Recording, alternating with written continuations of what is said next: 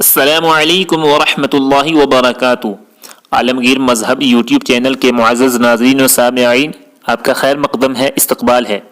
آج کی اس ویڈیو کے اندر آپ سماعت فرمائیں گے امام اعظم ابو حنیفہ رحمۃ اللہ علیہ کی بشارت حدیث میں۔ حدیث ہے لو کان الایمان عند الثریا لنا له رجال من ابناء فارس۔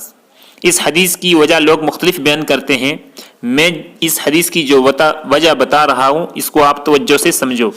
اللہ کے نبی صلی اللہ علیہ وسلم کی ایک دوسری حدیث وہ بھی آپ پڑھیں اور اس حدیث کو پڑھیں، پھر دونوں کو ملا کر نتیجہ نکالیں۔ حضور اکرم صلی اللہ علیہ وسلم نے فرمایا الصحابی کالنجوم بأیہم اقتدیتم اہتدیتم، میرے تمام صحابہ ستارے ہیں، ان میں سے جس کسی کی بھی اقتدا کرو گے تو تم کامیاب ہو جاؤ گے۔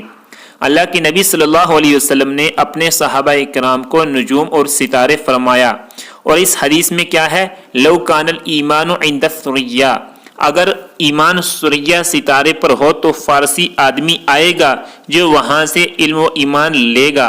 نجوم نجم کی جمع ہے، عام ستاروں کو کہتے ہیں، اور ثریا عام ستارہ نہیں، خاص ستارے کا نام ہے۔ اللہ کے نبی صلی اللہ علیہ وسلم کے صحابہ ستارے ہیں، ثریا خاص ستارہ ہے۔ ایسا کون شخص ہے جس نے ان خاص ستاروں سے علم حاصل کیا ہے؟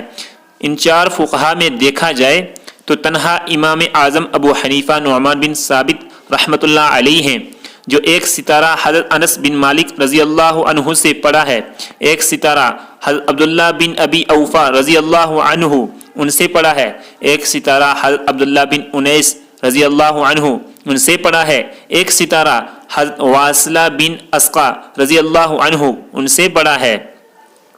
امام ابو حنیفہ رحمۃ اللہ علیہ وہ ہیں جو علم اور ایمان کو لینے کے لیے ستاروں تک پہنچے ہیں، اور پیغمبر صلی اللہ علیہ وسلم کے صحابہ ستارے ہیں، اس لیے ہم کہتے ہیں نجوم ہدایت سے براہ راست علم لینے والا اور دین سمجھنے والا وہ تنہا ابو حنیفہ نعمان بن ثابت رحمۃ اللہ علیہ ہیں۔